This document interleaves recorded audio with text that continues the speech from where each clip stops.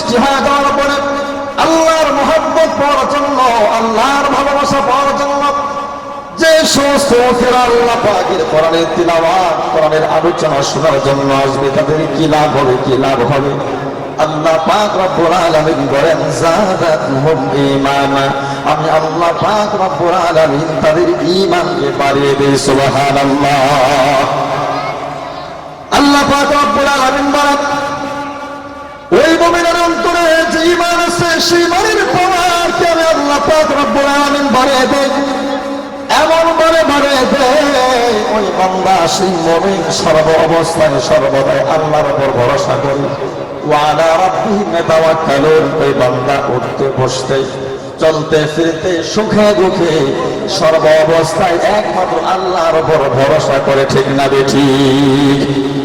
ওই মুমিনের ঈমানের পাওয়ারকে আল্লাহ পাক রব্বুল আলামিন তিনি বাড়িয়ে দেন, তিনি এমন ভাবে বাড়িয়ে দেন ওই বান্দা তখন বলে আমার পৃথিবীতে নামাজ পড়া, কুরবানি করা, হজ করা, যাকাত দেওয়া, ওয়াজ মাহফিলে যাওয়া, ভালো আমল করা, আমার পৃথিবীতে বেঁচে থাকা, আমার মরে যাওয়া একমাত্র আল্লাহ পাক রব্বুল আলামিনের জন্য, আল্লাহর ভালোবাসা পাওয়ার জন্য, আল্লাহর মহব্বত পাওয়ার জন্য ঈমানদার মুমিন সে নিজের জীবনটাকে বিলীন করে দিতে প্রস্তুত থাকে, ঠিক না বেঠিক? আসলে বাস্তবিক তাই হওয়া উচিত। ঈমানদার কি বলবে? আমার পৃথিবীতে বেঁচে থাকা আল্লাহর জন্য, মরে যাওয়া আল্লাহর জন্য, ওয়াজ শুনতেছি আল্লাহর জন্য, নামাজ পড়বো আল্লাহর জন্য, কুরবানি করবো আল্লাহর জন্য, সমস্ত নেক আমল একমাত্র কার জন্য করবো? আল্লাহ। আর একটু উচ্চ আওয়াজ দিয়ে বলেন কার জন্য? আল্লাহর জন্য করবো। আল্লাহ পাক রব্বুল আলামিন নবীকে বলেছেন, এবং নবীজি আপনি পৃথিবীর সমস্ত মানুষকে বলে দেন صلاتي ونسكي ومحياي ومماتي لله رب العالمين।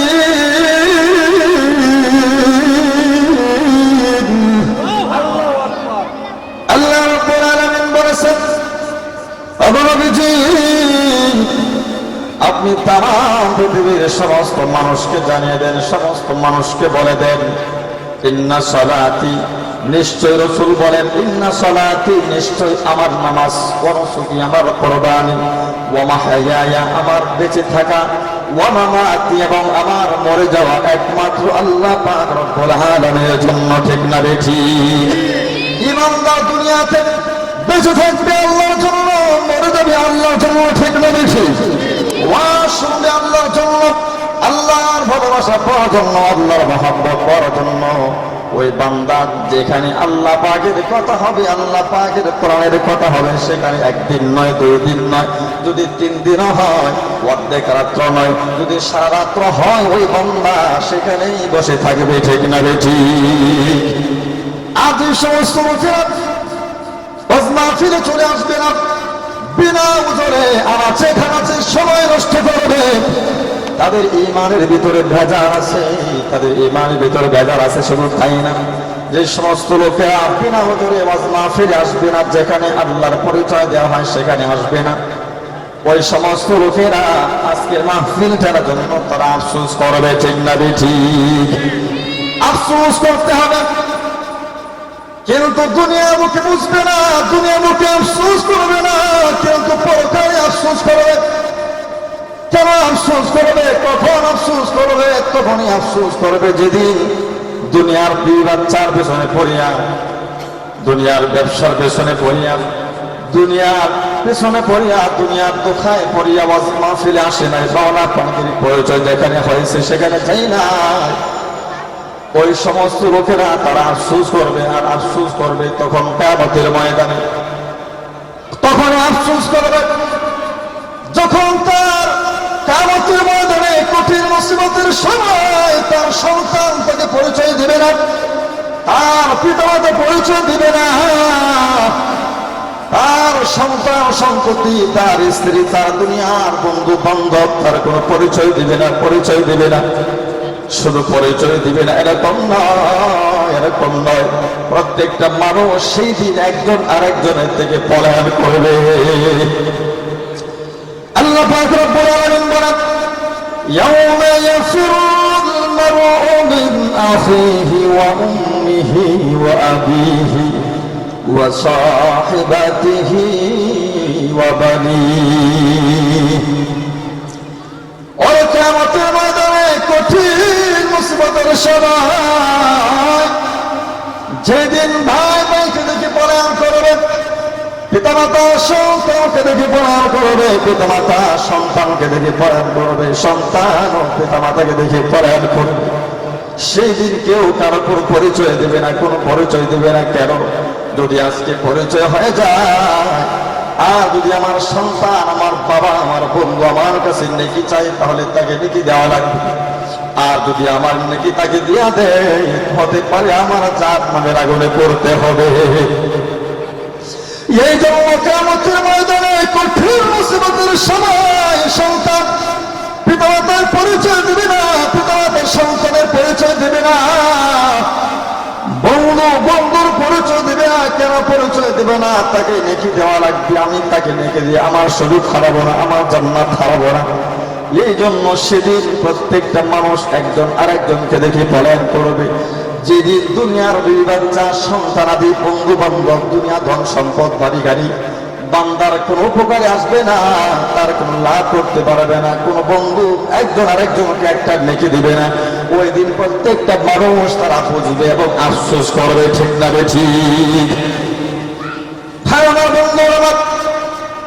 এই জন্য করে বলতেছে, ওই দিন বন্ধু বন্ধুকে দেখে পলায়ন করবে, আবার সেদিন প্রত্যেকটা মানুষ আফসোস করবে। আরেকজন বন্ধু আরেকজন বন্ধুকে জানতে বলবে, আগে দানম তোরাস মান জোদাই, আগে দানম তোরাস মান জোদাই, নবী করদম বা তোহার গ্যাস দোস্তাই, নবী করদম বা তোহার গ্যাস দোস্তাই। হাসরে ময়দানে যখন বন্ধু বন্ধুকে চিনবে না, পিতামাতা সন্তানকে চিনবে না, বন্ধু বন্ধুকে একটা নেকি দেবে না, পিতামাতা সন্তানকে একটা নেকি দেবে না, সন্তান পিতামাতাকে একটা নেকি দেবে না। ওই দিন প্রত্যেকটা মানুষ আফসোস করবে এবং তাকে বলবে, ও দুনিয়ার পিতামাতা, ও দুনিয়া বাবা মা, দুনিয়া বন্ধু বান্ধব, দুনিয়া থাকা অবস্থায় তোমার পিছনে পড়িয়া, তোমার দুঃখে পড়িয়া নামাজ পড়তে পারি নাই, কোন হাদিসের বই ফেলে যাইতে পারি নাই, ভালো আমল করতে পারি নাই, তোমার দোহায় পড়িয়া, তোমার পিছনে পড়িয়া নেক আমল করতে পারি নাই। কিন্তু আজকে কিয়ামতের ময়দানে কঠিন মুসিবতের সময় তুমি আমাকে একটা নেকি দিয়া সহযোগিতা করবে না। দুনিয়া বন্ধু বান্ধব, দুনিয়া থাকতে জানতে পারি নাই, বুঝতে পারি নাই।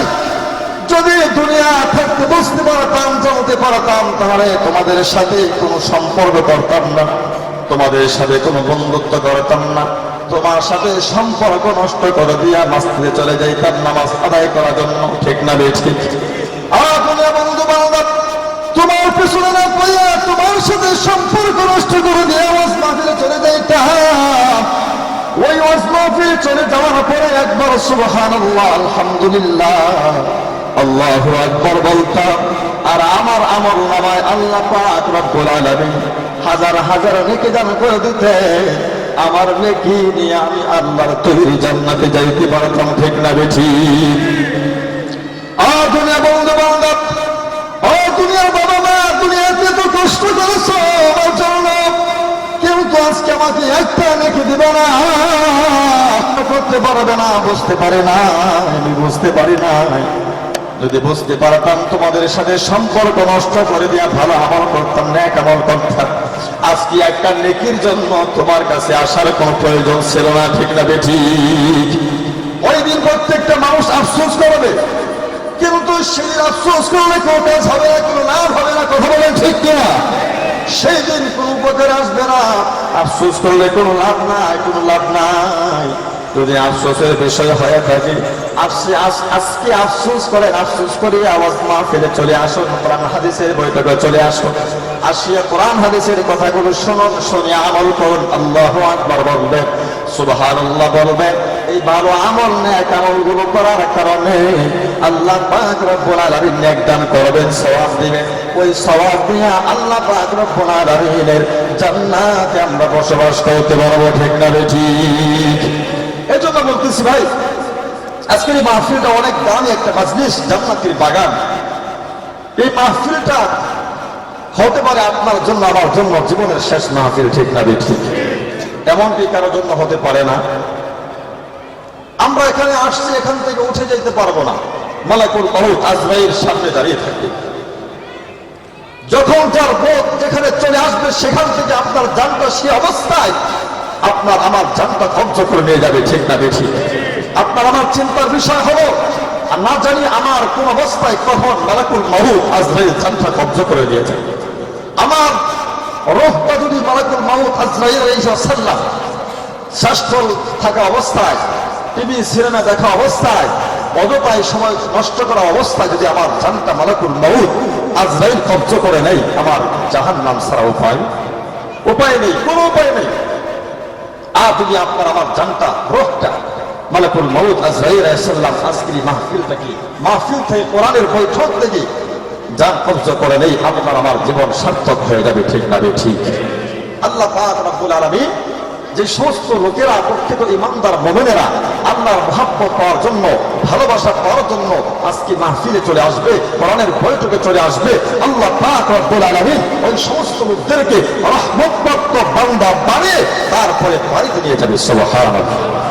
আর একটু আসতে বলেন সুবহানাল্লাহ।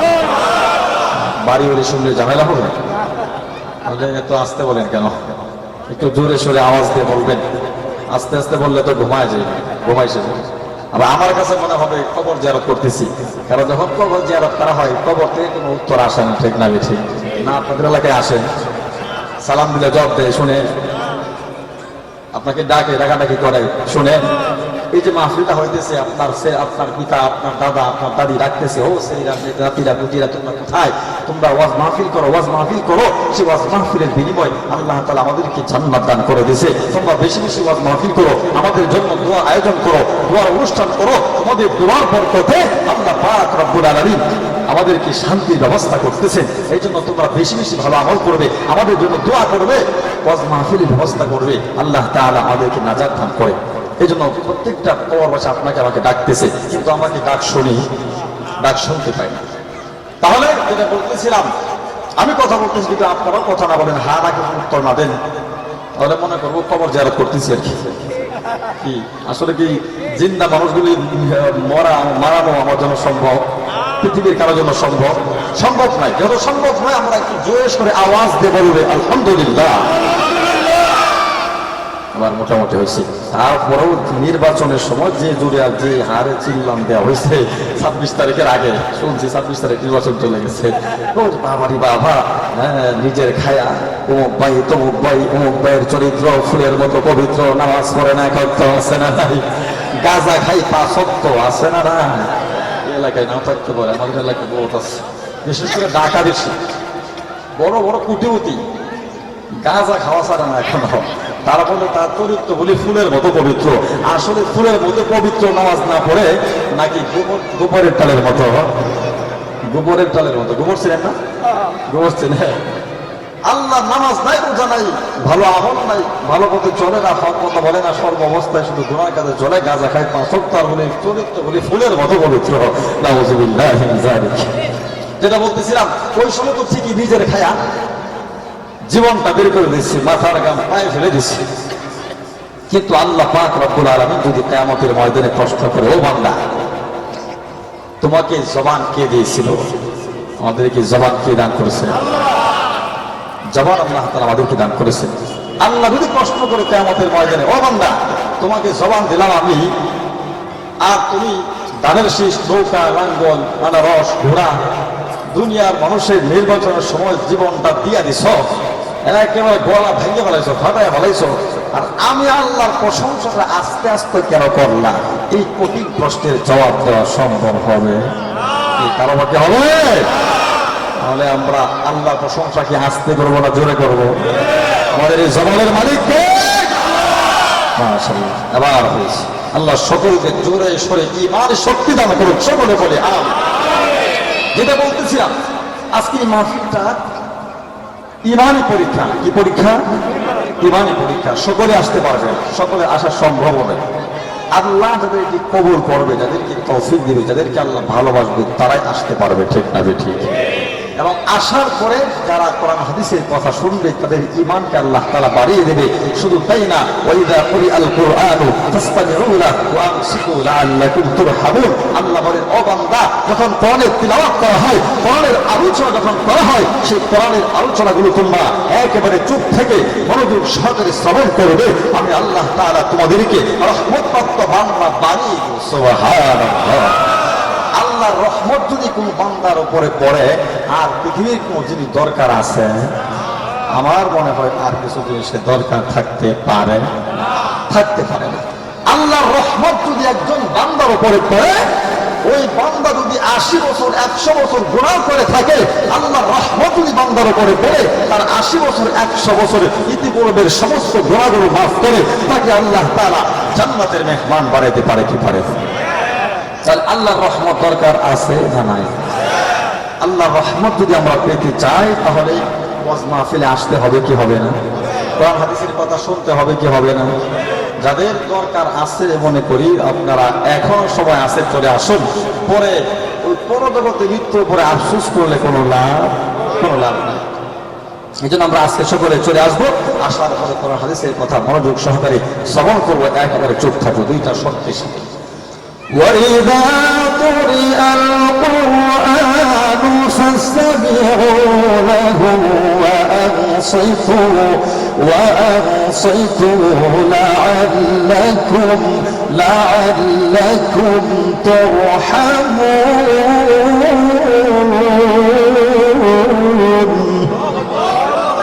দুইটা শর্তের সাথে। কয়টা শর্তের সাথে?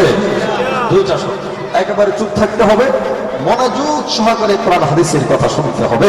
তাহলে আল্লাহ বলেন কেন? লাআল্লাকুম তুরহামুন, তাহলেই তোমরা রহমতপ্রাপ্ত বান্দা হতে পারবে। জোরে জোরে বলি সুবহানাল্লাহ। আজ যেটা বলতেছিলাম, ঈমানি পরীক্ষা। যারা ওয়াজ মাহফিলে কোরআন হাদিসের বৈঠকে আল্লাহর পরিচয় নেওয়ার জন্য আল্লাহ পাকের নামের আওয়াজ তার কানে পৌঁছার পরে যারা ওয়াজ মাহফিলে আসবে, তারা প্রকৃত মুমিন। তারা পৃথিবীর দুনিয়া ধন সম্পদের চাইতে, বিবির চাইতে, বাচ্চার চাইতে, ব্যবসার চাইতে, সব কিছুর চাইতে একমাত্র মুমিন প্রকৃত ঈমানদার, যে তার অন্তরে কার ভালোবাসা বেশি? আর আল্লাহর ভালোবাসা শুধু মুখে বললে হবে নাকি অন্তরে কাজে কর্মে ঠিক রাখতে হবে? একজন যুবক ভাই যদি একজন নারীকে শুধু মুখে মুখে বলে আই লাভ ইউ, আর অন্তরে আই হ্যাভ ইউ, কিয়ামত পর্যন্ত ভালোবাসা হবে? কথা বলেন হবে? কখনো হবে না। আর অন্তর এবং জবান এক থাকতে হবে, ঠিক না ঠিক? অন্তরে বলতে হবে ভালোবাসি, আবার যুবকরা ভাবতেছে হুজুর তো আজকে জায়েজ করে দিয়েছে ভালোবাসা। তা হুজুরে কইছে অন্তর আর মুখগুলো ঠিক রাখতে হবে। তোমার যদি আমাদের অন্তরে আল্লাহ মহব্বত আছে না নাই? আল্লাহর মহব্বত আছে। আমরা এখানে আসছি দুনিয়াতে টাকা পয়সা মাহফিলের করতে টাকা পয়সা দিবে? টাকা পয়সা দিবে না। খাবার দাবার পেট ভরে বড় বড় জবকইরা গোস্ত দিয়া ভাত খাওয়াইব, খাসির গোস্ত, কিছুই দিবে না। তাহলে কিসের জন্য আসছি? আল্লাহর ভালোবাসা পাওয়ার জন্য। আল্লাহর ভালোবাসা পৃথিবীর সকলেই চায়, কিন্তু কেউ পায় আর কেউ পায় না।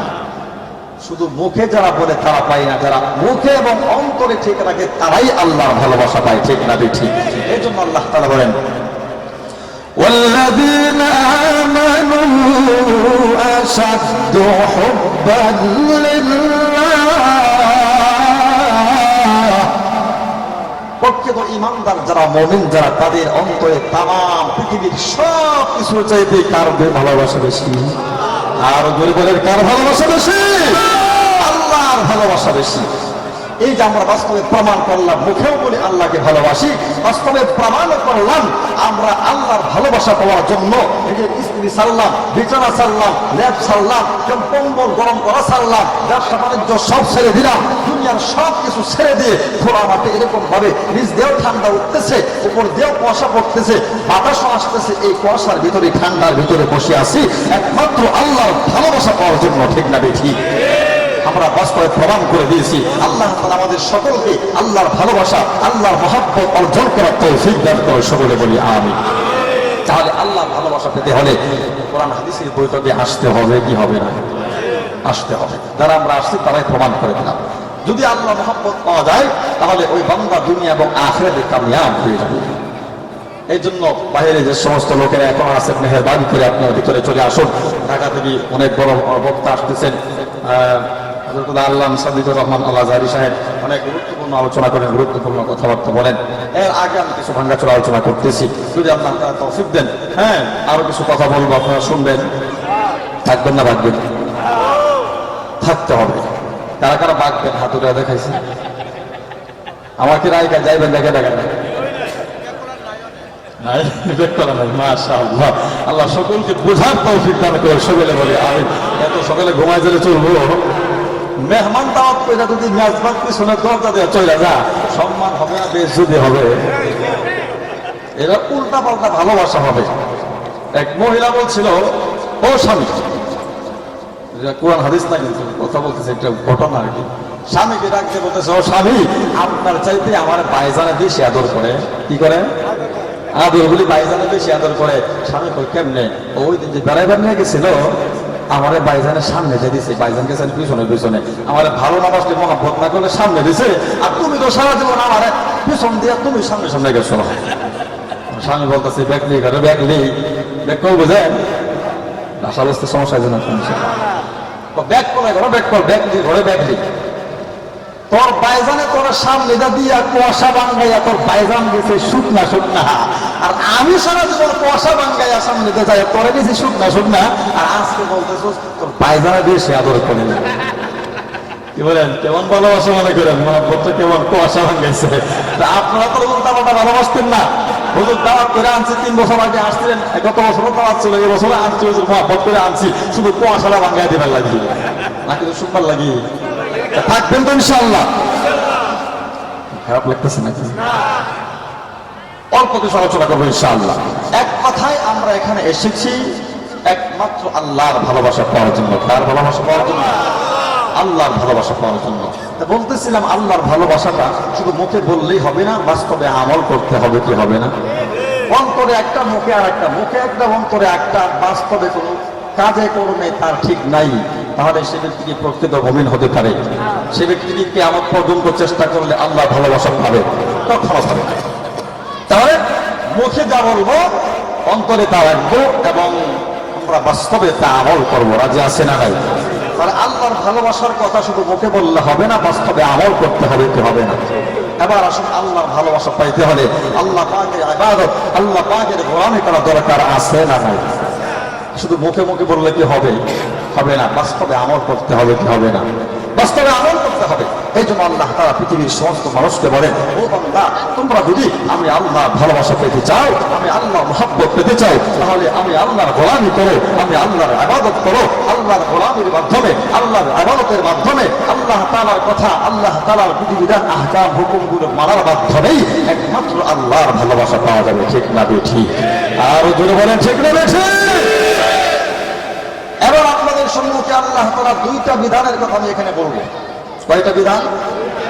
বাকি আলোচনা যদি সুযোগ হয় সামনে করবো, অথবা অন্য কোনো বক্তার সামনে বড় বক্তা আছে আর হোক, উনি আলোচনা করবেন ইনশাআল্লাহ। আমি শুধুমাত্র আল্লাহ তাআলার অনেক মাহকাম বিধান আছে, তার ভিতর থেকে 2টা গুরুত্বপূর্ণ বিধান সম্পর্কে আপনাদেরকে বলে যাব, যেটা একটার চাইতে আর একটা কম নয়।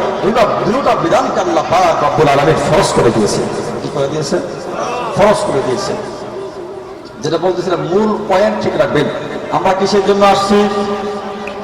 আল্লাহর সন্তুষ্টির জন্য। তা আল্লাহর সন্তুষ্টি শুধু মুখে বললে হবে না, বাস্তবে আমল করতে হবে। ঠিক না ঠিক?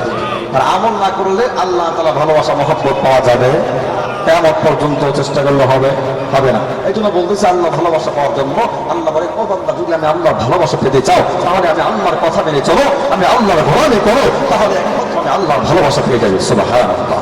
একটা হলো আল্লাহর ভালোবাসা ডাইরেক্ট আল্লাহ পাকের হুকুম আহকামগুলো পালন করে আল্লাহর মহব্বত, আল্লাহর ভালোবাসা অর্জন করা। এই জন্য আল্লাহর মহব্বত পেতে হলে আল্লাহর গোলামির দরকার আছে না নাই? এই জন্য ভাই আমার বন্ধুরা, আল্লাহ পাক রব্বুল আলামিন তিনি বলেন, ও বান্দা, তোমরা যদি আমি আল্লাহর ভালোবাসা পেতে চাও, আমি আল্লাহর মহব্বত পেতে চাও, তাহলে তোমরা একমাত্র আমি আল্লাহর গোলামি করবে, আমি আল্লাহর ইবাদত করবে, তোমরা যদি আমি আল্লাহর গোলামি করতে পারো, আমি আল্লাহর ইবাদত করতে পারো, তাহলে তোমরা আমি আল্লাহর ভালোবাসা পেয়ে যাবে, আল্লাহর মহব্বত পেয়ে যাবে। আর যে সমস্ত লোকেরা আল্লাহ পাক রব্বুল আলামিনের ভালোবাসা পেয়ে যাবে, আল্লাহর মহব্বত পেয়ে যাবে, আল্লাহ পাক রব্বুল আলামিন বলেছেন আমি আল্লাহ তাআলা ওই সমস্ত বান্দাদের জীবনের সমস্ত গুনাহগুলো মাফ করে দিয়ে আমি আল্লাহ তাআলা তার জন্য বিশাল জান্নাতের ব্যবস্থা করে রেখেছি। সুবহানাল্লাহ। ভালো বন্ধুরা, আল্লাহ পাক রব্বুল আলামিন বলেন এই পৃথিবীতে আমি আল্লাহ পাক রব্বুল আলামিন জিন এবং ইনসান জাতিকে দুনিয়াতে পাঠিয়েছি একমাত্র আমি আল্লাহর গোলামি করার জন্য, আমি আল্লাহর ইবাদত করার জন্য। কার ইবাদত করার জন্য? আল্লাহর ইবাদত করার জন্য আল্লাহ পাক রব্বুল আলামিন দুনিয়ার বুকে পাঠিয়েছেন। পৃথিবীর কোনো মানুষ কোনো উদ্দেশ্য ছাড়া কাজ করে না, ঠিক না ঠিক? আল্লাহ রাব্বুল আলামিন আহকামুল হাকিমের এই দুনিয়ার বুকে আপনাকে আমাকে পাঠাইছেন একটা উদ্দেশ্য নিয়ে। আসে উদ্দেশ্য হলো বান্দা আল্লাহর গোলামি করবে। আল্লাহ পাক রব্বুল আলামিন সেই কথাটাই তিনি বলে দিয়েছেন, ওয়া মা খালাকাতুল জিন্না ওয়াল ইনসা ইল্লা লিয়াবুদুন।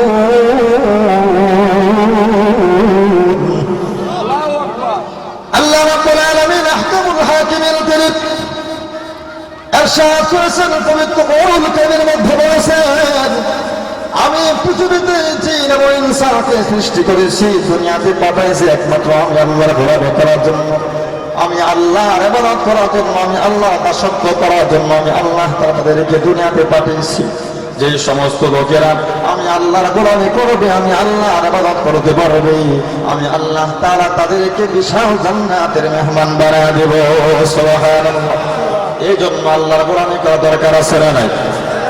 আল্লাহর গোলামি করতে হবে, আল্লাহর ইবাদত করতে হবে। আর কাফের ভিতরে আল্লাহ পাক রব্বুল আলামিন বলেছেন ও দুনিয়ার মানুষেরা তোমরা আল্লাহর ইবাদত করো। তোমরা কেন আল্লাহর ইবাদত করবা? কোন আল্লাহর ইবাদত করবা? আল্লাহ পাক রব্বুল আলামিন তিনি বলেন ও বান্দা তোমাকে যে আল্লাহ পাক রব্বুল আলামিন সৃষ্টি করেছেন, দুনিয়া বুকে পাঠিয়েছেন, এবং তোমার পূর্ববর্তী যত লোক ছিল, যত মাখলুক ছিল, যত মানুষ ছিল, তাদেরকে যে আল্লাহ পাক রব্বুল আলামিন সৃষ্টি করেছেন, তোমরা একমাত্র সেই আল্লাহর ইবাদত করবে।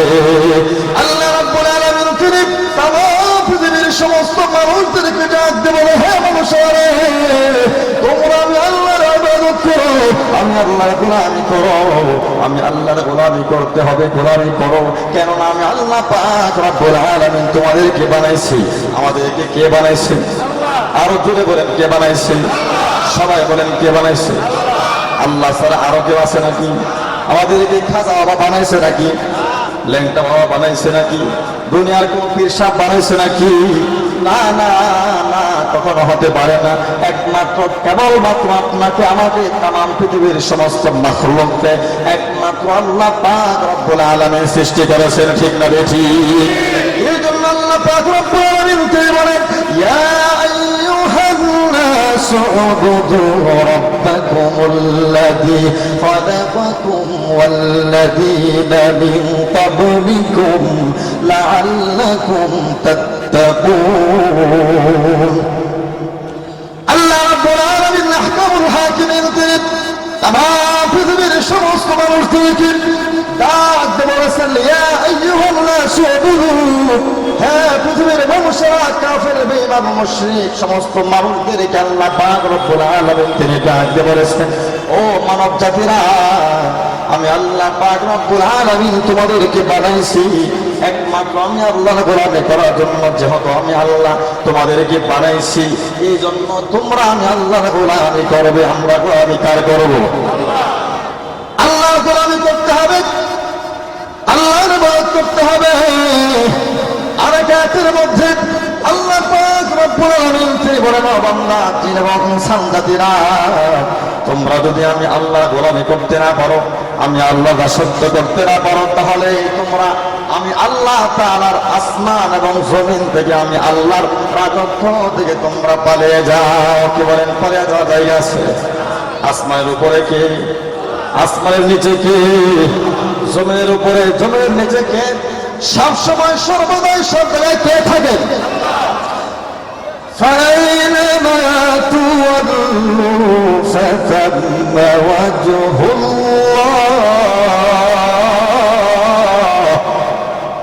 আল্লাহ পাক রব্বুল আলামিন তিনি বলেছেন, ও বান্দা, তোমরা যেদিকে তাকাও না কেন, তোমরা যেখানে থাকো না কেন, তোমরা যেদিকে তাকাও না কেন, তোমরা যেখানে থাকো না কেন, আমি আল্লাহ পাক রব্বুল আলামিন সব সময় সর্বদাই সব জায়গায় আছেন না নাই? সব সময় সর্বদাই সব জায়গায় আল্লাহ পাক রব্বুল আলামিন যেহেতু আছেন, এই জন্য আমরা গোলামি কার করব? আর যদি বলেন কার গোলামি করব? একমাত্র আল্লাহর গোলামি করতে হবে, আল্লাহর ইবাদত করতে হবে। আল্লাহ পাক রব্বুল আলামিন ছাড়া পৃথিবীর কোনো মাখলুকের গোলামি করা যাবে না, ঠিক না ঠিক? কোন ইমানদার, কোন মুসলমান আল্লাহ পাককে ছাড়া কোনো মাখলুকের কাছে মাথা নত করতে পারে না, কথা বলেন ঠিক কিনা? কোন মুমিন, কোন মুসলমান কোন দরগার কাছে, কোন মাজারে যাইয়া, কোন খাজাবার পায়ের নিচে সিজদা করতে পারে না, কথা বলেন ঠিক কিনা? আল্লাহ পাক রব্বুল আলামিন স্রষ্টা, ওই স্রষ্টার নাফরমানিতে কোন সৃষ্ট জীবের আনুগত্য করা যাবে না, ঠিক না ঠিক? কোন মুমিন, কোন মুসলমান কোন মানুষের ইবাদত করতে পারে না, কোন মাখলুকের গোলামি করতে পারে না। একমাত্র আল্লাহ পাক রব্বুল আলামিন বানাইছেন, পৃথিবীতে পাঠিয়েছেন, আমরা সে আল্লাহর গোলামি করব। আল্লাহ পাক রব্বুল আলামিন ছাড়া পৃথিবীর কোন মাখলুকের গোলামি করব রাজি আছে না নাই? তারা রাজি আছে, হাত উঠায় দেখায়। আল্লাহ তাআলা সকলকে তোমার ইবাদত করার তৌফিক দান করো, সকলে বলি আমিন। ভাইরা বন্ধু আমার, আল্লাহ পাক রব্বুল আলামিন বলেন, ইয়া মাশারাল জিন্নি ওয়াল ইনসি ইন ইসতাতা'তুম আন তানফুযু মিন আকতারিস সামাওয়াতি ফানফুযু লা তানফুযুনা ইল্লা বিসুলতান। আল্লাহ রাব্বুল আলামিন আহকামুল হাকিমিন তিনি ডাক দিয়ে বলেন, ও মানুষেরা, যে জাতিরা তোমরা যদি সামর্থ্যবান হও, তোমরা যদি তোমাদের যদি সাধ্য থাকে, আমি আল্লাহর গোলামি না করে, গোলামি না করো, তোমাদের যদি সাধ্য থাকে, তাহলে তোমরা আমি আল্লাহর আসমান থেকে, জমিনের উপর থেকে, অর্থাৎ আমি আল্লাহর রাজত্ব ছেড়ে তোমরা পালিয়ে যাও। কি বলেন? পালিয়ে যাওয়ার কোন জায়গা আছে? পালিয়ে যাওয়ার কোন জায়গা নাই, পালিয়ে যাওয়ার কোন স্থান নাই, কথা বলেন ঠিক কিনা? এরপরে আল্লাহ পাক রব্বুল আলামিন তিনি বলেছেন, লা তাফুদুনা ইল্লা বিসুলতান। ও বান্দা, তোমরা কোথায় যাইবা? তোমরা কোথায় যাইবা? তোমার কোন জায়গা নাই। আসমানে আমি আল্লাহ, জমিনে আমি আল্লাহ, সব সময় সর্বদাই সব জায়গায় কে থাকে? আল্লাহ থাকেন। এই জন্য যাওয়ার কোনো পালাইবার মতো কোনো স্থান নাই, পালাইবার মতো কোনো জায়গা নাই, ঠিক না বেঠি? যাওয়ার জায়গা আছে? চতুর্দিকে আসমান, কই যাবে উসমান? যাওয়ার জায়গা আছে? বলেন যাওয়ার জায়গা আছে? যেহেতু জায়গা নাই, তাহলে গোলামি ইবাদত কার করতে হবে? আল্লাহর গোলামি করতে হবে। আরো আল্লাহ তাআলা বলেন, ও বান্দা, আমি আল্লাহর ইবাদত তুমি কেন করবা? আর তুমি কেনই বা করবা না? তোমাকে করতেই হবে, ঠিক না বেঠি? আল্লাহ রাব্বুল আলামিন বলেন, আল্লাযী জাআলা লাকুমুল আরদা ফিরাশান ওয়াস সামাআ বিনাআন وأنزل من السماء ماء فأخرج به من الثمرات رزقا لكم فلا تجعلوا لله أندادا وأنتم تعلمون الله أكبر الله رب العالمين বলেন, ও বান্দা, তোমরা কেন আমি আল্লাহর গোলামি করব না? কেন আমি আল্লাহর ইবাদত করব না? আমি আল্লাহ পাক রব্বুল আলামিন তোমাকে দুনিয়া থেকে পাঠাইলাম, দুনিয়াতে পাঠিয়েছি। শুধু পাঠাই নাই এরকম না, আমি আল্লাহ তাআলা এই দুনিয়ার বুকে তোমাকে অসংখ্য লক্ষ লক্ষ কোটি কোটি নিয়ামত তোমাকে দান করেছি। ও বান্দা, সমস্ত নিয়ামতগুলো খাবে, নিয়ামতগুলো অনুভব করবে, নিয়ামতগুলো অনুভব করিয়া একমাত্র আল্লাহর গোলামি করবা। আমি আল্লাহর নিয়ামত ভক্ষণ করিয়া, অনুভব করিয়া পৃথিবীর কোনো মাখলুকের গোলামি করতে পারবা না, ঠিক না বেঠি? আল্লাহ রাব্বুল আলামিন বলেন, ও পৃথিবীর মানুষেরা, আমি আল্লাহ পাক রব্বুল আলামিন তোমাদেরকে এত দিলাম, আসমানটাকে বিশাল আসমানটাকে তোমার জন্য ছায়াস্বরূপ বানা দিলাম, এবং জমিনটাকে তোমার জন্য বিছানা স্বরূপ বানা দিলাম। শুধু তাই না, শুধু তাই না, তোমার দুনিয়া থাকতে যাইলে, তোমার দুনিয়াতে বেঁচে থাকতে হলে তোমার রিজিকের দরকার, খাবার দরকার। আমি আল্লাহ পাক রব্বুল আলামিন আসমান থেকে বৃষ্টি বর্ষণ করিয়া তোমার জন্য অসংখ্য রিজিকের ফয়সালা করে রেখেছি, ঠিক না বেঠি? আল্লাহ রাব্বুল আলামিন বলেন, ও বান্দারে, আমি আল্লাহ পাক রব্বুল আলামিন তোমার জন্য অসংখ্য নিয়ামত রেখেছি। এই আসমান থেকে তোমার জন্য ছায়াস্বরূপ বানায় দিলাম, জমিনটাকে বিছানা স্বরূপ বানায় দিলাম, জমিন থেকে তোমার জন্য লক্ষ লক্ষ কোটি কোটি নিয়ামতের ফয়সালা করে দিলাম তোমার জন্য। আমি আল্লাহ পাক রব্বুল আলামিন ফল ফুল এবং তোমার জন্য সমস্ত ধরনের খাবার রিজিকের ফয়সালা আমি আল্লাহ করে দিলাম। আমি আল্লাহর নিয়ামত খাবে, আমি আল্লাহর রিজিক খাবে, রিজিক গুরু নিয়ামত গুরু ভক্ষণ করবে, অনুভব করবে, করার পরে একমাত্র আমি আল্লাহর গোলামি করবে, ঠিক না বেঠি?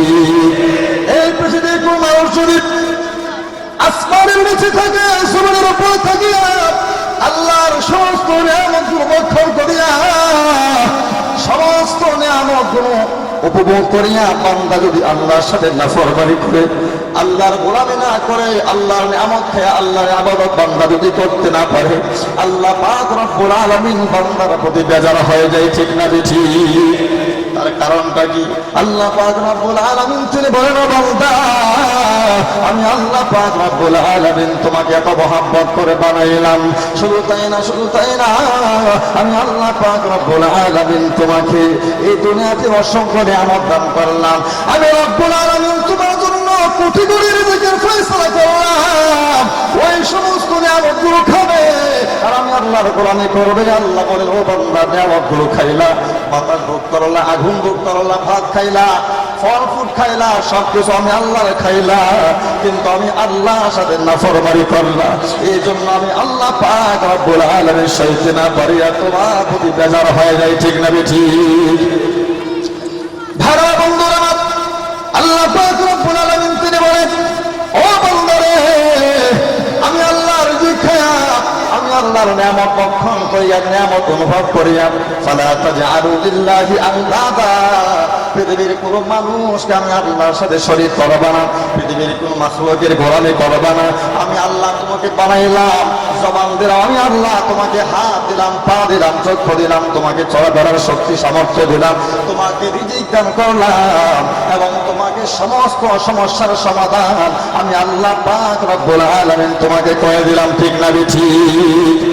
ওই সমস্ত নিয়ামত দেওয়ার পরে বান্দা যদি আল্লাহর গোলামি করে না করে, আল্লাহর ইবাদত না করে, তাহলে অবশ্যই আল্লাহ পাক বান্দার প্রতি বেজার হয় কি হয় না?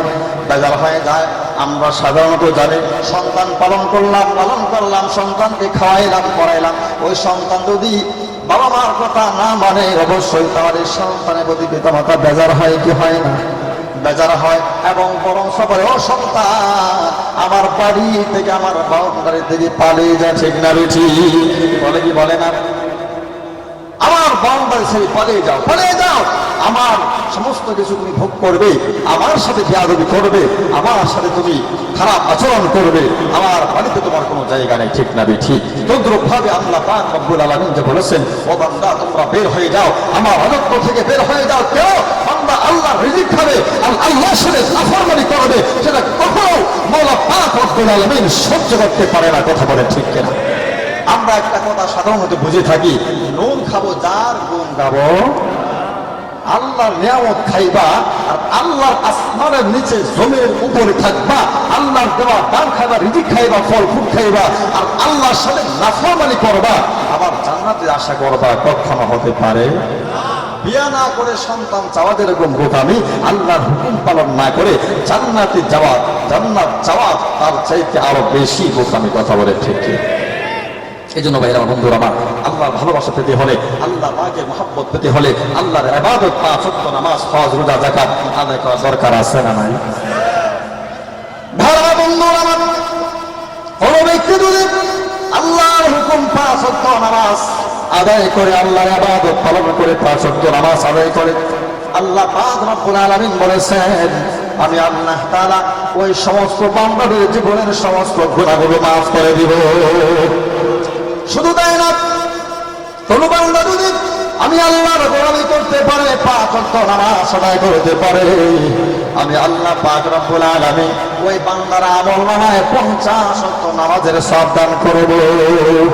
তাহলে 5 ওয়াক্ত নামাজ আদায় করার দরকার আছে না নাই? কার কার দরকার আছে হাত উঠায় দেখায়। শুধু আওয়াজ শুনলে হবে না, আওয়াজ শুনতে হবে, আমল করতে হবে, ঠিক না ঠিক? 5 ওয়াক্ত নামাজ আল্লাহ পাক রব্বুল আলামিন আমাদের সকলকে আদায় করার তৌফিক দান করুন। সকলে বলি আমিন।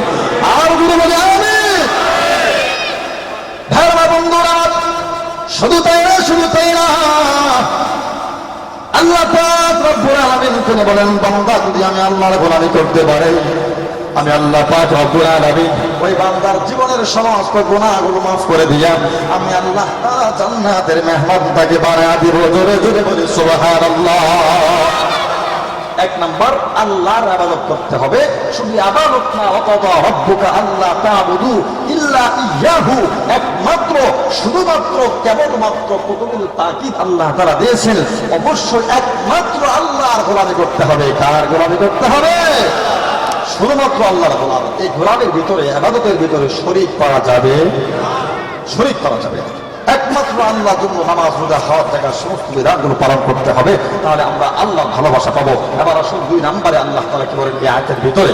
2 নম্বর হলো আমরা পৃথিবীতে যার মাধ্যমে দুনিয়াতে আসছি, আমাদের পিতা এবং মাতা, ওই পিতামাতার মাধ্যমে দুনিয়াতে আমরা আসছি। আল্লাহ বলেন আল্লাহর হুকুম 5 ওয়াক্ত নামাজ পড়াকে আমি আল্লাহ ফরজ করে দিয়েছি, আমি আল্লাহ তাআলা নির্ধারণ করে দিয়েছি। তদ্রূপভাবে তোমরা যার মাধ্যমে পৃথিবীতে আসছো, পিতামাতার মাধ্যমে, তোমরা তোমাদের পিতামাতার সাথে উত্তম ব্যবহার করবে, নম্র ব্যবহার করবে, ভালো ব্যবহার করবে। দরকার আছে না নাই? আল্লাহর হুকুম নামাজ আদায় করলে যেরকম সওয়াব হয়, পিতামাতার খেদমত করলে অথবা পিতামাতার সাথে নম্র ব্যবহার করলে, সৎ ব্যবহার করলে সওয়াব হবে কি হবে না? অনেক সওয়াব হবে। নামাজ পড়া এরকম ফরজ, পিতামাতার সাথে সৎ ব্যবহার করে, আহসান করা, দয়া করাও আল্লাহ তাআলা ফরজ করে দিয়েছে। জোরে জোরে বলি সুবহানাল্লাহ। শুধু তাই না, আল্লাহ নবী বিশ্বনবী রাহমাতুল লিল আলামিন তিনি ইরশাদ করেছেন কোন সন্তান যদি পিতামাতার চেহারার দিকে সনজরে, ভালোবাসার নজরে, শ্রদ্ধার নজরে তাকায়, আল্লাহ পাক রব্বুল আলামিন ওই বান্দার আমলনামায় একটা কবুল হজের সওয়াব দান করে দিবে। সাহাবী ডাক দিলেন ইয়া রাসূলুল্লাহ, ইয়া হাবিবাল্লাহ, যদি কোন সন্তান পিতামাতার চেহারা থেকে দৈনিক 100 বার তাকায়, তাহলে কি তার আমলনামায় 100 কবুল হজের সওয়াব হবে কিনা? আল্লাহ নবী বিশ্বনবী রাহমাতুল লিল আলামিন তিনি বলেছেন যে হ্যাঁ, কোন সন্তান যদি তার পিতামাতার চেহারার দিকে দৈনিক 100 বার ভালোবাসার নজরে, শ্রদ্ধার নজরে তাকায়, আল্লাহ পাক রব্বুল আলামিন ওই বান্দার আমলনামায় 100 কবুল হজের সওয়াব দান করে দিবে। আর পিতামাতার সাথে সৎ ব্যবহার করা, উত্তম ব্যবহার করা, পিতামাতার চেহারার দিকে ভালোবাসার নজরে তাকানো দরকার আছে না নাই? লাভ না লস? আর বউর দিকে তাকাইলে কয়টা কবুল হজের সওয়াব? অনেক যুবক রাগ করবো, কারণ রাগ করার কারণ আছে, নিজের পিতামাতার চাইতে ওয়াইফকে বেশি আদর মহব্বত করে, আছে না নাই? ও যুবক, তুমি রাগ করতেছে কেন? হাদিসের মধ্যে আসছে পিতামাতার পায়ের নিচে সন্তানের জান্নাত। জীবনে কোনদিন শুনছো স্ত্রীর পায়ের নিচে স্বামীর জান্নাত? এই কথা বলেন আছে নাকি? কি শুনছেন কোনদিন? কোনদিনও শুনি নাই, কোনদিন পায়ও নাই। কথা বলেন ঠিক কিনা? অথচ পিতামাতাকে ভুলে যা, পিতামাতার সাথে খারাপ আচরণ করে, তাহলে বউর দিকে সুনজরে তাকাইলে কি কবুল হজের সওয়াব হবে? কার দিকে তাকাইলে সওয়াব হবে? পিতামাতার দিকে তাকাইলে কবুল হজের সওয়াব। বলতে পারেন সুযোগ পাই গেছে, হজ খরচ হয়ে গেছে, হজ আর জীবনও যাবো না, মায়ের চেহারার দিকে তাকায় হজের সব নিয়ে যাবো, এরকম অনেক বুদ্ধিজীবী আছে না নাই? কি কত টাকার মালিক যে হয়েছে নিজেও বলতে পারে না হজ এখনো খরচ হয়েছে না, খরচ হয়েছে না। আজ রাজিল আইসা তার ধরলে পরে বলি সময় হইব কি, তখন সময় হলে কোনো কাজ হবে, কোনো লাভ হবে? পিতামাতার চেহারার দিকে তাকাইলে কবুল হজের সব হবে, কিন্তু হজ যে ফরজ, এই জন্য হজ ফরজ আদায় হয়ে যাবে না। মনে থাকবে ইনশাআল্লাহ। এই জন্য ভাইরা বন্ধুরা, আল্লাহ পাক রব্বুল আলামিন তিনি আরেক আয়াতের মধ্যে বলেছেন ইরশাদ করেছেন ওয়াসাইনাল ইনসানা বিওয়ালিদাইহি ইহসানা। আল্লাহ পাক রব্বুল আলামিন তিনি বলেন আমি আল্লাহ পাক রব্বুল আলামিন প্রত্যেকটা মানুষের উপরে তাদের পিতামাতার সাথে সদ্ব্যবহার করা, নম্র ব্যবহার করা, ইহসান করাকে আমি আল্লাহ ফরজ করে দিয়েছি। জোরে বলি সুবহানাল্লাহ। এই জন্য ভাইরা বন্ধুরা, পিতামাতার সাথে খারাপ আচরণ করবো না, সব ব্যবহার করবো, ভালো ব্যবহার করবো। নামাজ পড়লে যেরকম সওয়াব হবে, নামাজ যেরকম ফরজ, পিতামাতার খেদমত করাকে আল্লাহ পাক তেমনভাবে ফরজ করে দিয়েছেন, ঠিক না ঠিক? এই জন্য ভাইরা বন্ধুরা আমার, পিতামাতার প্রাণ ভরে খেদমত করতে হবে, পিতামাতার সাথে সব ব্যবহার করতে হবে। তার কারণ কি রাসূল করিম সাল্লাল্লাহু আলাইহি ওয়াসাল্লাম বলেছেন যে পিতামাতার সন্তুষ্টি দিয়ে আল্লাহ পাক রব্বুল আলামিন সন্তুষ্টি হয়ে যায়। পিতামাতার সন্তুষ্টিতে কে সন্তুষ্ট? আল্লাহ সন্তুষ্ট। আল্লাহর ভালোবাসা পাওয়া যাবে। আমরা তো এখানে আসছি আল্লাহর ভালোবাসা পাওয়ার জন্য, ঠিক না বেঠিক? আল্লাহ ভালোবাসা পাওয়ার জন্য আসছি। তাহলে পিতামাতার সন্তুষ্টি দিয়ে আল্লাহর সন্তুষ্টি পাওয়া যায়। আর পিতামাতা যদি সন্তানের প্রতি বেজার হয়ে যায়, অসন্তুষ্টি হয়ে যায়, রাসূল বলেন আল্লাহ তার প্রতি অসন্তুষ্টি হয়ে যায়। আলহামদুলিল্লাহ। ভাই আমার, বন্ধুরা আমার, কতক্ষণ চলবে? কতক্ষণ? আমার বয়ান কটা পর্যন্ত? 10টা পর্যন্ত, 9টা বাজে। ভাইরা আমার, বন্ধুরা আমার, যেটা বলতেছিলাম রাসূল করিম সাল্লাল্লাহু আলাইহি ওয়াসাল্লাম তিনি বলেছেন রিদা রাব্বি ফি রিদার ওয়ালিদি ওয়া সাখাতুর রাব্বি ফি সাখাতিল ওয়ালিদ। আল্লাহ নবী সাল্লাল্লাহু রাহমাতুল লিল আলামিন তিনি ইরশাদ করেছেন পিতামাতার সন্তুষ্টি দিয়ে আল্লাহ পাক রব্বুল আলামিনের সন্তুষ্টি পাওয়া যায়। কার সন্তুষ্টি পাওয়া যায়? আল্লাহ সন্তুষ্টি পাওয়া যায়। আর পিতামাতার অসন্তুষ্টিতে আল্লাহ পাক রব্বুল আলামিন তিনি অসন্তুষ্টি হয়ে যায়। নাউযুবিল্লাহ।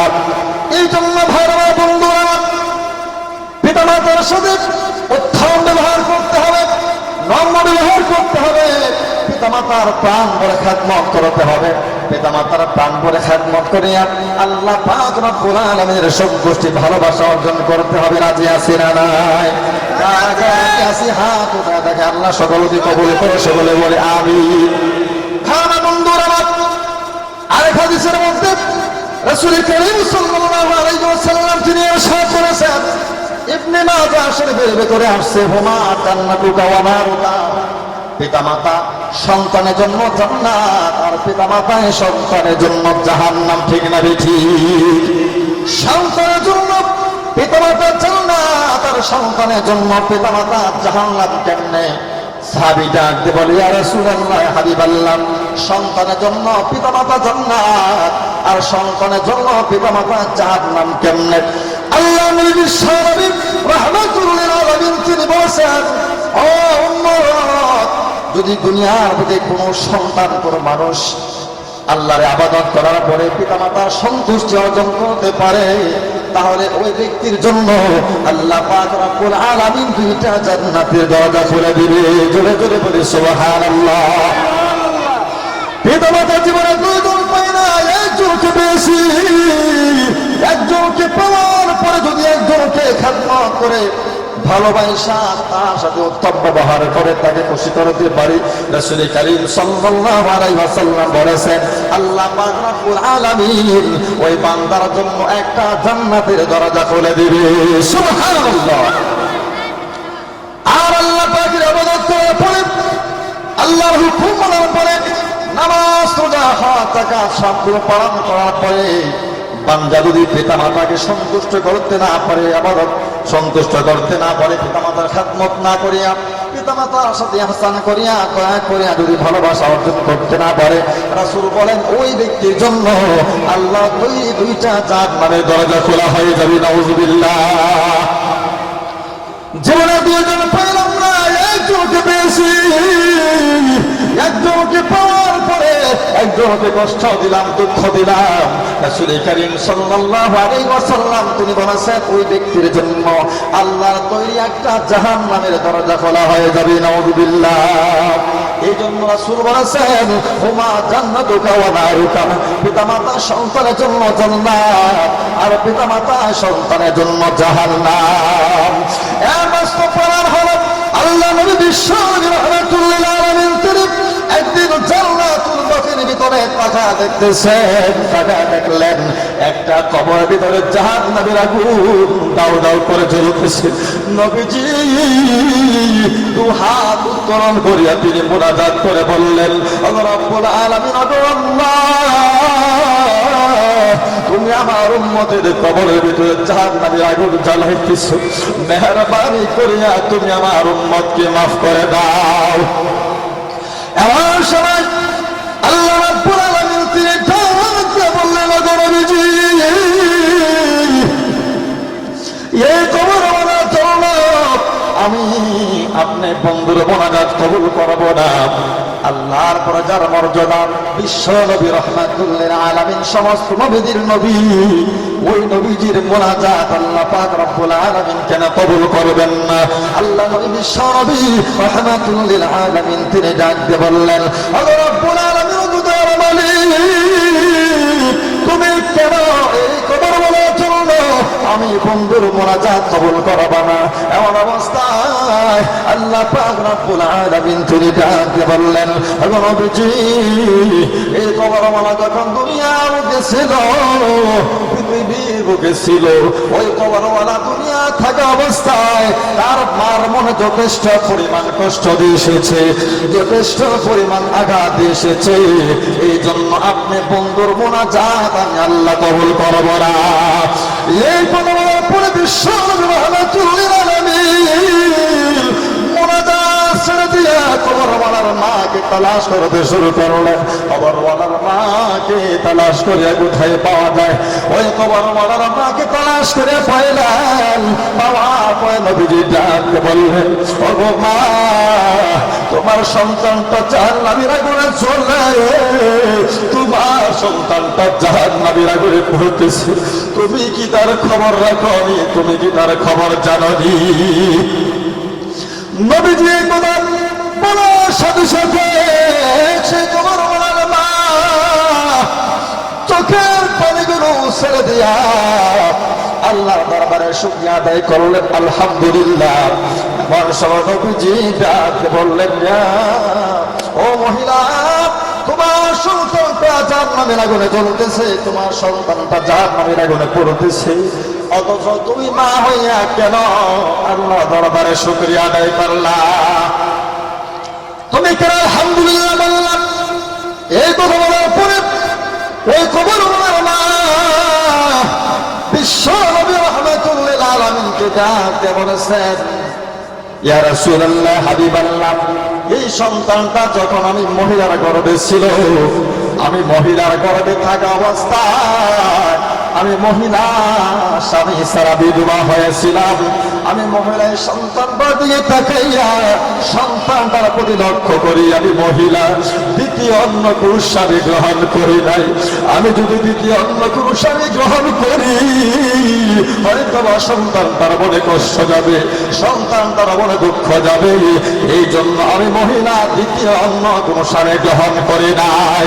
ইয়া রাসূলুল্লাহ, হাবিবাল্লাহ, আমি মনে মনে চিন্তা করলাম, মনে মনে কল্পনা করলাম, আমার যেহেতু স্বামী নাই, আমার এই সন্তানটা বড় হবে, প্রসব করে বড় হবে, বড় হওয়ার পরে আমি মাকে পান করে খাদমত করব। ইয়া রাসূলুল্লাহ, ইয়া হাবিবাল্লাহ, এই আশা আমি দ্বিতীয় অন্য কোনো স্বামী গ্রহণ করি নাই। এই সন্তানটাকে প্রসব করাইলাম, সন্তানটা মোটামুটি বড় হয়েছে। মোটামুটি বড় হওয়ার পর দেখে আমি মাকে কষ্ট দিতে শুরু করল। ইয়া রাসূলুল্লাহ, ইয়া হাবিবাল্লাহ, আমি মাকে দুঃখ দিতে শুরু করলো। এরপর আমি মা সইতে পেরেছি। সইতে করিয়া মনে মনে চিন্তা করলাম, মনে মনে কল্পনা করলাম, আমার সন্তানটা যেহেতু মোটামুটি বড় হয়েছে, মোটামুটি বুঝমান হয়েছে, এই সন্তানটাকে একটা বিবাহ করা দে। বিবাহ করা দিলে হতে পারে সন্তানটা পাগলামি ছেড়ে ঠান্ডা হয়ে যেতে পারে। ইয়া রাসূলুল্লাহ, ইয়া হাবিবাল্লাহ, এই কল্পনা করিয়া, এই আশা করিয়া সন্তানটাকে একটা বিবাহ করা দিলাম। নবীজি সন্তানটাকে একটা বিবাহ করা দেওয়ার পরে আমি মহিলার যারা যন্ত্রণা কমবে দূরের কথা, আমি মহিলা যারা যন্ত্রণা আরো বাড়িয়ে গেছি। নাউযুবিল্লাহ। ইয়া রাসূলুল্লাহ, হাবিবাল্লাহ, আগে তো সে একাকে জ্বালাইতো, এই সন্তানকে বিবাহ করানোর পরে তারা স্বামী স্ত্রী দুইজনে মিলিয়া আমি মহিলাকে কষ্ট দিতে শুরু করলো। সন্তানের সময় যখন বড় হয়ে যায়, বড় হয়ে পাগলারি করে বিবাহ করার জন্য আছে না নাই? পিতামাতা যদি বিবাহ না করায়, অনেক যুবক আছে পিতামাতাকে লাথি মেরে আঘাত করে আছে না নাই? যুবক ভাই, তোমরা যে রাখো, শুনে রাখো, তুমি যদি তোমার পিতামাতাকে কষ্ট দিয়ে থাকো, লাথি মেরে থাকো, আঘাত দিয়ে থাকো, শুনে রাখো, লিখে রাখো, তোমার কপালে জান্নাত নাই, তোমার কপালে জাহান্নাম। ঠিক না বেশি? কখনো বেয়াদবি করবো না, খারাপ আচরণ করবো না। তোমার যদি বিবাহের সময় হয়ে যায়, যে কারোর মাধ্যমে সুন্দরভাবে বাড়ানোর প্রস্তাব জানাও, তোমার বিবাহের সময় হয়ে গেছে, তোমাকে বিবাহ করা দিবে, আর তোমার বাবা পিতামাতা যদি তোমার কল্যাণ না চায় তাহলে করবে না, পরে করাবে, তোমাকে বুঝ দিবে। ঠিক না বেশি? ওই মহিলা সন্তানটাকে মনে আশা নিয়ে বিয়ে করাইল। আসলে বিবাহ করানোর পরে সাধারণত সন্তান বেশি নষ্ট হয়ে যায়। ঠিক না বেশি? ওইরকম ভাবে ওই সন্তান যখন বিবাহ করল, তার মা তাকে অনেক রফা করিয়া অনেক চিন্তা ভাবনা করে বিবাহ করাইয়া দিল। বিবাহ করাইয়া দেওয়ার পরে তারা স্বামী স্ত্রী দুইজনে মিল্লা তার মাকে কষ্ট দিতে শুরু করলো।